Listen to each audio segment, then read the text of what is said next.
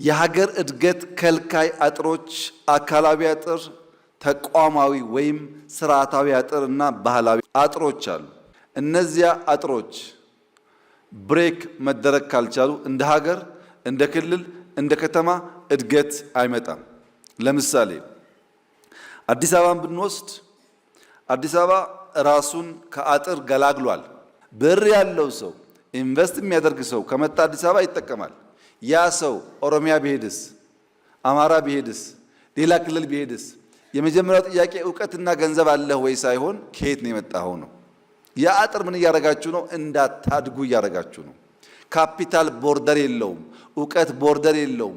ገንዘብ ያለው ሰው፣ ዕውቀት ያለው ሰው፣ የሚሰራ ሰው ከየትም ቢመጣ ኢምብሬስ ማድረግ አለብኝ ብለን ካላመን በቀር እዚህ ያየነውን እድገት አንደግመው።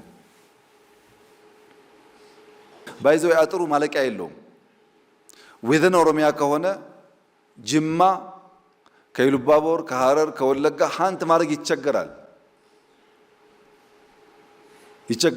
አማራም ከሄዳችሁ እንደዚሁ ነው። በነገራችን ላይ በኢንቨስትመንት ብቻ አይደለም ሀንት ማድረግ የምንቸገረው። በዩኒቨርሲቲ ፕሬዝዳንትም ቢሆን ጎንደር ውስጥ አንድ ጎበዝ ዩኒቨርሲቲ ፕሬዝዳንት ቢኖር እሱን ሀንት አድርጌ ደሞዝ ጨምሬ ጅማ መውሰድ አልችልም። የግድ የጅማ ልጅ መሆን አለበት። ባይችልም ዕውቀትም አጥረን ገንዘብም አጥረን ማደግ ፈልገን አብሮ አይሄድም። እድገት የሚመጣው ዕውቀትና ገንዘብ ያለበትን ቦታ አነፍንፈን ስንስብ ነው፣ ስንገፋ አይደለም። የትኞቹም ያደጉ ሀገራት ብትወስዱ የትኞቹም ዕውቀትና ገንዘብ ያለበትን በከፍተኛ ደረጃ ሀንት ያደርጋሉ። ይሄ አጥር ተቋማዊ አጥርና ባህላዊ አጥር ከኛ እምነት፣ ከኛ ቋንቋ፣ ከኛ እሳቤ ውጭ ያለው ወደ ውጭ የሚለው እሳቤ ሌላ አጥር ነው። ብዙ ለማወቅ ብዙ ለመማር ፍላጎት የለም። በነገራችን ላይ አሁን ባሉ ጥናቶች የሰው ልጅ እድሜው 70፣ 80፣ 90 ሲጠጋ አልዛይመር እንዳይዘው፣ የመዘንጋት የመርሳት በሽታ እንዳይዘው 2-3 ቋንቋ ማወቅ ጠቃሚ ነው ይባላል። ሳይንሳዊ ግኝት ነው።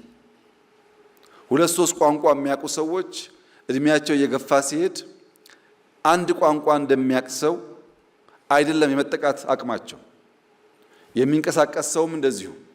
ያ ችግር እንዳይመጣ መንቀሳቀስ፣ መልቲፕል ቋንቋ መልቲፕል ባህል ለማወቅ መሞከር ጠቃሚ እንጂ ጎጂ ነገር አይደለም።